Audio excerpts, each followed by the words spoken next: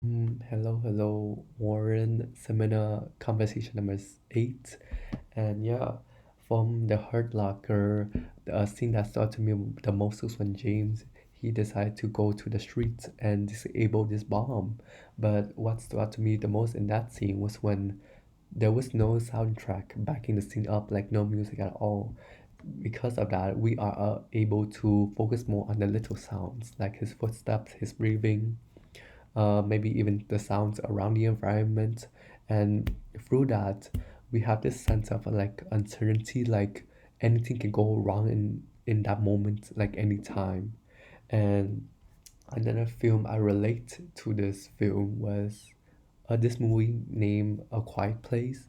They have this scene where a mother is trying to give birth, but there's monsters nearby and they can only detect through sound. So she's trying her best to not make any noise at all because one single slip up can put her in danger.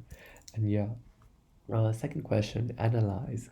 How do they use those sounds to create tension? I think for the Hurt Locker, they use like realistic ambient sounds to make you feel the perspective of the soldiers. Like they use a lot of sounds, like I mentioned earlier, like the vehicles, the footsteps, the breathing, the environmental sounds, so that you can have this sense of uncertainty of like anything can happen in that moment.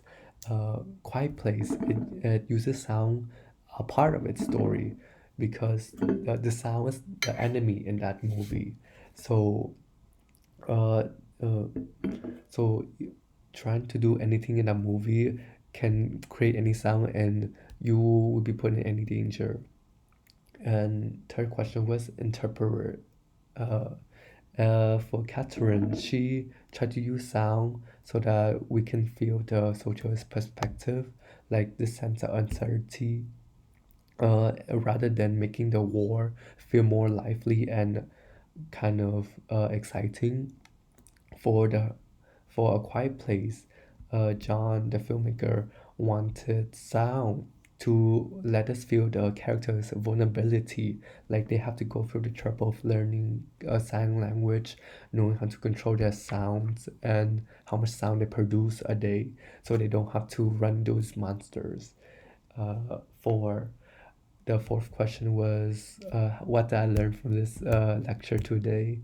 And I think uh, I wouldn't have noticed pay attention to sound before uh, listening to this class because I thought sound was like a normal thing for movies, but after this I can see that every single detail is like important, like no sounds very important for the scene, maybe ambience, like the absence of sound.